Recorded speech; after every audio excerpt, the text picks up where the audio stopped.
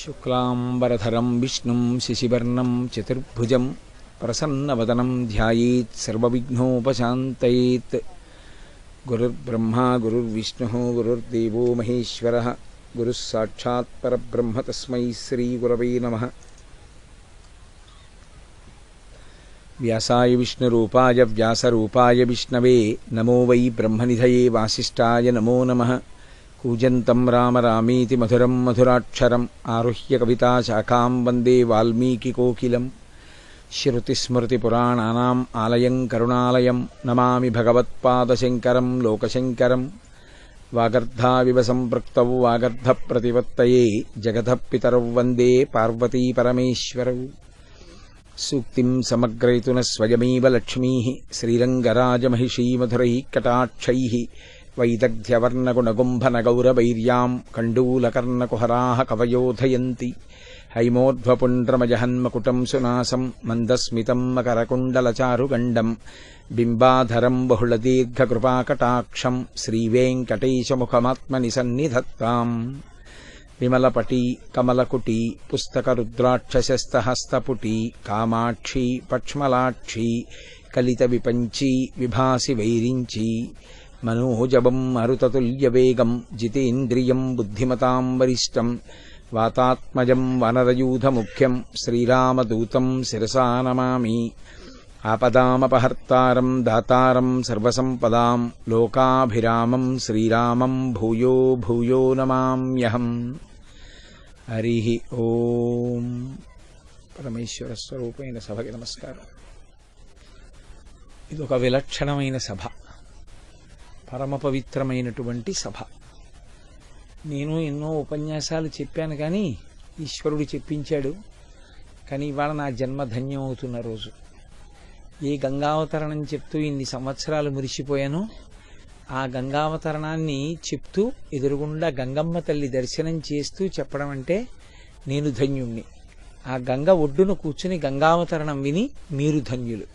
అందున కాశికాపట్టణంలో ఇంకింతకన్నా మనకి విశ్వనాథుడు ఏం అనుగ్రహించాలి? ఇంత గొప్ప సౌభాగ్యాన్ని మనకి పరమేశ్వరుడు ప్రసాదించాడు.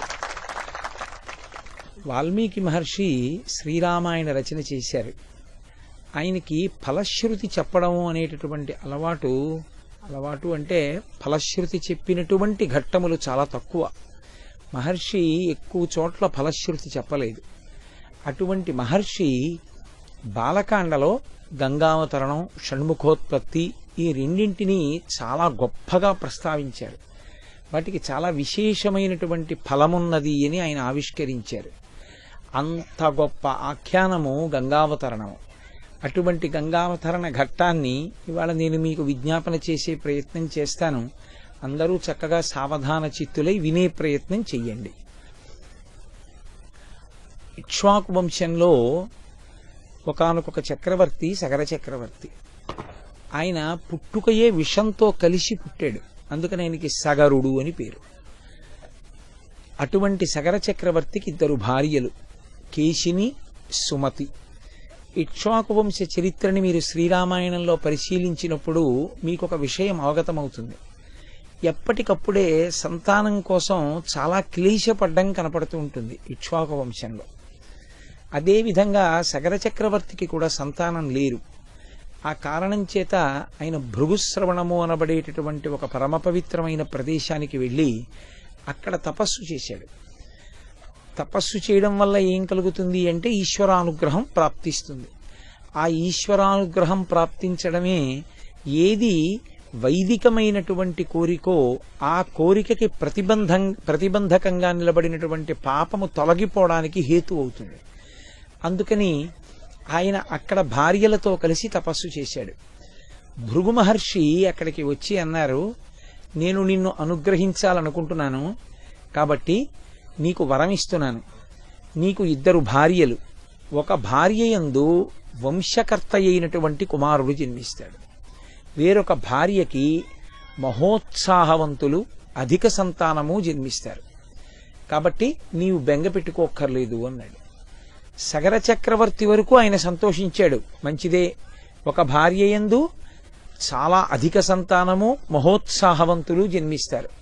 వేరొక భార్య యందు వంశకరుడైన కుమారుడు జన్మిస్తాడు. ఎవరో ఒక భార్యకే సంతానం లభిస్తుంది అంటే మళ్ళీ అది భర్తకి సమస్య కదా. అలా కాకుండా ఇద్దరు భార్యలకి సంతానం కలుగుతారు అని సంతోషించాడు. కానీ భార్యల దగ్గరికి వెళ్ళేటప్పటికి ఏమైందంటే వాళ్ళు ఎవరికి అధిక సంతానము ఉత్సాహవంతులు కలుగుతారు, ఎవరికి వంశకరుడైన కుమారుడు కలుగుతాడు, వాళ్లకుండే కోరికలు వాళ్లకున్నాయి. అప్పుడు మళ్ళీ భృగు మహర్షిని ఆశ్రయించారు. ఆయన అన్నాడు, నేను మీకు ఇలా కలగాలని అనడం ఎందుకు, మీకు ఎలా సంతానం కావాలనుకుంటున్నారో నాకు చెప్పండి అన్నాడు. షష్ఠి పుత్ర సహస్రాణి సుపర్ణ భగినీ తథా మహోత్సాహన్ కీర్తిమతో జగ్రాహ సుమతి సుతాన్. ఇద్దరు భార్యలలో ఒకటైనటువంటి సుమతి రెండవ భార్య. ఆమె బహు అందగత్తె. ఆమె గరుత్మంతునికి సోదరి వరసకి. ఆమె భృగు మహర్షిని వరమడిగింది, నాకు అధిక సంతానం కావాలి, అధిక సంతానంతో పాటుగా వాళ్ళు మహోత్సాహవంతులైనటువంటి వారు కావాలి. ఈ మహోత్సాహం అన్న మాటే కొంప ముంచేసింది. మహోత్సాహము అంటే ఒక కార్యాన్ని చేసేటప్పుడు సావధానంగా ఆలోచించి చెయ్యడం వేరు, ఆలోచించకుండా తొందరగా ఒంట్లో శక్తి ఉంది కదా అని చాలా హడావిడిగా కార్యాన్ని చేయడం వేరు. అటువంటి మహోత్సాహవంతులైనటువంటి అధిక సంతానము నాకు కావాలి.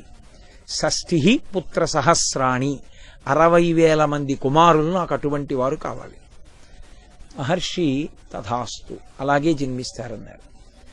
వేరొక ఆమె కేశిని. ఆవిడంది, పుత్రం వంశకరో రామ జగ్రాహన్ నృపసన్నిధౌ. నాకు వంశకరుడైనటువంటి ఒక్క కుమారుడు కావాలి అని అడిగింది. తథాస్తు నీకు అలాగే జన్మిస్తాడు. శకర చక్రవర్తి సంతోషంగా ఇద్దరు భార్యల్ని తీసుకుని అంతఃపురానికి వెళ్ళిపోయాడు. తదనంతర కాలమునందు వాళ్ళిద్దరూ గర్భమును ధరించారు. ఆ గర్భమును ధరించినప్పుడు ఎలా కోరుకున్నారో అలాగే కేశినికి ఒక్క కుమారుడు కలిగాడు. ఈ సుమతికి ఒక పెద్ద మాంసపిండం ఒకటి జన్మించింది.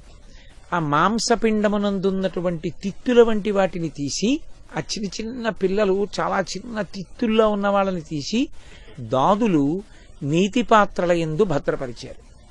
ఆ నీతి పాత్రలోనే ఆ పిల్లలు పెద్దవాళ్ళు అయ్యారు. 60,000 మంది. మహర్షి ఇంకా 60,000 మంది పేర్లు చెప్పలేదు. సగర చక్రవర్తి యొక్క కుమారులు కనుక వాళ్ళు సగరులు అని పిలిచారు. ఇక కేశినికి కలిగినటువంటి కుమారుడికి అంశుమంతుడు అని పేరు ఇచ్చారు. ఇటు అంశుమంతుడు, అటు 60,000 మంది పిల్లలు. 60,001. చాలా సంతోషంగా రాజుగారున్నారు, చాలా సంతోషంగా రాణులున్నారు. అబ్బో ఇంతమంది పిల్లలు, వాళ్లే ఒక పెద్ద సైన్యంలా ఉన్నారు. సంతోషంగా కాలం గడిచిపోతుంది. కానీ ఇందులో పెద్దవాడైనటువంటి అంశుమంతుడు చిన్నతనం నుంచి అతనికి ఒక అలవాటు ఏర్పడింది. నదీ తీరానికి తీసుకెళ్లేవాడు అందరినీ, ఆడుకుందాం రమ్మని పిల్లల్ని తీసుకెళ్లి తనతో వచ్చినటువంటి పిల్లలందరినీ కూడా మెడ పట్టుకుని ఆ నది నీటిలో ముంచేసేవాడు. కొంతమంది చనిపోయేవారు, కొంతమంది ఊపిరాడక గిలగిల కొట్టుకుంటుంటే వాళ్ళ ఆఖరి శ్వాస ఆగిపోతుందన్నప్పుడు విడిచిపెట్టి పైశాచికమైన ఆనందాన్ని అనుభవించేవాడు. ఇది రాజ్యంలో ఉన్నటువంటి పెద్దలైన పౌరులు వెళ్లి మహారాజుకి చెప్పారు. ఏవం పాప సమాచార సజ్జన ప్రతిబాధక పౌరాణామహితో యుక్తే పుత్రో నిర్వాసిత పురాత్. అటువంటి ధర్మాత్ములైన వంశం ఇక్ష్వాకు వంశం. తన కడుపున పుట్టిన కొడుకే అయినా ఇతరుల పిల్లల్ని తీసుకెళ్లి నదిలో, సరయూ నదిలో ముంచి బాధ పెడుతుంటే, ఆ పిల్లల్ని చంపేస్తుంటే మహాపాపకార్యం చేసినటువంటి కొడుకు తన కొడుకు అని ఉపేక్ష వహించకుండా రాజ్య బహిష్కారం విధించాడు. నువ్వు నా రాజ్యం నుంచి వెళ్ళిపోమన్నాడు. ఆ కారణం చేత అసమంజసుడు రాజ్యం విడిచిపెట్టి వెళ్ళిపోయాడు. అసమంజసుని యొక్క కుమారుడు అంశుమంతుడు. అంశుమంతుడు తాతగారి దగ్గర పెరుగుతూ వచ్చాడు. ఈయనకి పినతండ్రులు 60,000 మంది సగరులు, 60,000 మంది కొడుకులున్నారు. మంచి పరాక్రమవంతుడైనటువంటి మనవడు అంశుమంతుడున్నాడు. ఇంతమంది కలిసి యజ్ఞాశ్వాన్ని రక్షించలేరా ఏమి? తప్పకుండా రక్షించగలరని యజ్ఞ దీక్షితుడయ్యాడు సగర చక్రవర్తి. యజ్ఞం చేసేటప్పుడు ఈ దీక్ష అన్న పదం అన్వయం అవుతుంటుంది. యజ్ఞం ఎప్పుడు చేసినా అది దీక్షా స్వీకారముతో కూడుకుని ఉంటుంది. దీక్షా స్వీకారం చేసినప్పుడు అనేకమైనటువంటి నియమములను పాటించవలసి ఉంటుంది. అలా నియమములను పాటించలేకపోతే అసలు దీక్ష అన్న మాటకు అర్థమే లేదు. ప్రత్యేకించి యజ్ఞం చేసేటప్పుడు దీక్షా స్వీకారం చేస్తే ఆ ఊరు విడిచిపెట్టి కానీ యజ్ఞవాటమును ఎక్కడ యజ్ఞం చేస్తున్నారో ఆ యజ్ఞవాటాన్ని విడిచిపెట్టి వెళ్ళిపోకూడదు, అక్కడే ఉండాలి. అది ఒక్క యజ్ఞమునకు మాత్రమే అన్వయం అవుతుంది. అసలు దీక్ష అన్నమాట వేదాన్ని పరిశీలిస్తే అన్వయం అయ్యేది దేనికి అంటే యజ్ఞమునకు అన్వయం అవుతుంది. కాబట్టి సగర చక్రవర్తి దీక్షితుడయ్యాడు. ఆయన మహాపరాక్రమవంతుడు. ఆయన పీటల మీద కూర్చుని యజ్ఞం చేస్తున్నాడు. ఈ యజ్ఞము, యాగము, హోమము ఈ మాటలున్నాయే, ఇవి కేవలము సనాతన ధర్మమునకు మాత్రమే చెందినవి. ఏ ఇతర విశ్వాసమునందు కూడా మీకు యజ్ఞ, యాగ, హోమములనేటటువంటి ప్రక్రియ లేనే లేదు. ఒక్క సనాతన ధర్మమునంది. అందుకే యజ్ఞము అంటే, యాగము అంటే శాల ఉంటుంది, ప్రత్యేకమైనటువంటి శాలా నిర్మాణం చేస్తారు. హోమము అన్న మాటకు అర్థం ఏమిటంటే యజ్ఞమునందు అంతర్భాగమై హవిస్సు చేత్తో పట్టుకుని స్వాహ అంటూ సమిధ, నెయ్యి, ఆవు నెయ్యి, ఈ చెరువు అంటే పాయసం వండుతారు, పాయసం, ఈ మూడు కలిపి ఏకకాలంలో దేవతని పిలిచి స్వాహాకారంతో ఇస్తారు. ఈ స్వాహ అగ్నిహోత్రుని యొక్క భార్య. ఈమె దేవతలకి తీసుకెళ్లినప్పుడు అగ్నిహోత్రుడు స్వాహా శబ్దంతో ఆమె సహకారంతో తీసుకెడతాడు. స్వధ పితృదేవతలకు ఇచ్చినప్పుడు స్వధ అనేటటువంటి భార్య యొక్క సహకారంతో పితృదేవతలకు అందిస్తాడు. అందుకే స్వాహ, స్వధ ఈ రెండిటితో కూడినటువంటి అగ్నిహోత్రుడు మనుష్య కోటిని తరింపచేస్తూ ఉంటాడు. మనం హోమం చేశామనుకోండి, హోమం అంటే యజ్ఞంలో అంతర్భాగం. హోమమునకు యజ్ఞమునకు తేడా ఎక్కడొస్తుందంటే హోమం జరగనప్పుడు కూడా అది యజ్ఞమే, యజ్ఞశాలే. హోమం జరుగుతోంది అంటే అగ్నిహోత్రంలో వేస్తూ ఉంటారు, అది జరుగుతున్నంతసేపు హోమం అంటారు. ఆ యజ్ఞశాల ప్రాంగణం ఉంటుంది, ఆ యజ్ఞశాల ప్రాంగణాన్ని విడిచిపెట్టి దీక్షితుడు వెళ్ళిపోడు. ఆ శాల యందే ఉంటారు, ఆ శాల యందే పడుకుంటారు. మహోత్కృష్టమైనటువంటి ప్రదేశములు కొన్ని ఉంటాయి. వాటిలో నిద్ర చేసినంత మాత్రం చేత అపురూపమైనటువంటి శక్తి కలుగుతుంది. గోశాలలో పడుకుని నిద్రపోవడం సర్వోత్కృష్టమైనటువంటి కార్యములలో ఒకటి. అందుకే కంచికామకోటి పీఠాధిపత్యం వహించినటువంటి పరమాచార్య స్వామి వారు ఎప్పుడైనా ఈ దేశాంతరం వెడుతున్నప్పుడు, దేశాంతరం అంటే నా ఉద్దేశ్యం పాదచారి అయి ఆయన పర్యటనకి వెళ్ళినప్పుడు గోశాల ఉంటే గోశాలలో పడుకునేవారు. నేను శ్రీశైలంలో వారు ఉన్నటువంటి ఆశ్రమానికి వెళ్ళాను. ఆయన నిద్రపోవడానికి అక్కడ ఏర్పాట్లు ఉన్నాయి, కానీ ఆయన ఎక్కడ పడుకున్నారో తెలుసా అండి? గోశాలలోకి వెళ్ళి పడుకుని నిద్రపోయారు ఆయన. గోశాల అంత పరమ పవిత్రమైనటువంటి ప్రదేశం.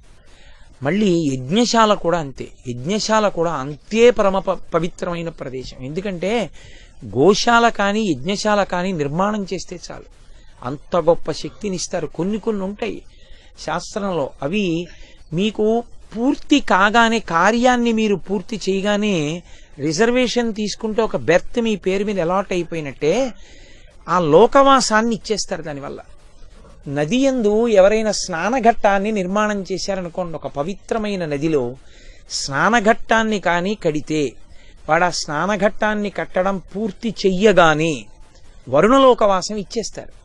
ఆ జీవుడు వరుణలోకానికి వెళ్ళిపోతాడు, వెళ్ళిపోయి వరుణలోకంలో ఉంటాడు. అంత గొప్ప గొప్ప పుణ్యకార్యాలు. వాటిలో ఈ యజ్ఞమన్నది సనాతన ధర్మమునకు మాత్రమే చెందిన ప్రక్రియ. దేవతలకి ఆహారం మనం ఇచ్చే హవిస్సు. మనం హవిస్సిస్తే వాళ్ళు దాన్ని తింటారు, తిని ప్రీతి చెందుతారు. అన్నం పెడితే మనం ఎలా సంతోషిస్తామో స్వాహాకారంతో అగ్నిహోత్రం ద్వారా ఇచ్చినది దేవతలు పుచ్చుకుంటారు తప్ప మీరు లౌకికంగా చేసిన నివేదన దేవతలు తినరు. మనం నైవేద్యం పెట్టింది దేవతలు తింటారు అని అనుకోకూడదు. దృష్టిపాతం చేస్తారంటే కన్నులు విప్పి చూస్తారు, దానివల్ల ప్రసాదం అవుతుంది. వాళ్ళు తినేదేది అంటే అగ్నిహోత్రం ద్వారా మీరేమిస్తారో దాన్నే దేవతలు తింటారు. దేవతలు తింటే దేవతలు వచ్చినా, దేవతలు ఏదైనా మన దగ్గర పుచ్చుకున్నా వాళ్ళకు ఒక లక్షణం ఉంటుంది. వాళ్ళు ప్రత్యుపకారం చెయ్యకుండా వాళ్ళు వెళ్ళరు, వాళ్ళకి అది నియమం. మీరు అడగకపోయినా సరే నాకేం వద్దు అని మీరు అన్నారనుకోండి, వాళ్ళు అలా వెళ్ళిపోరు, ఏదో ఒకటి ఇచ్చే పెడతానంటారు. ఒకవేళ మీకు అడగడం చేత కాదనుకోండి, అప్పటికి మీ మనసు ఎటువంటి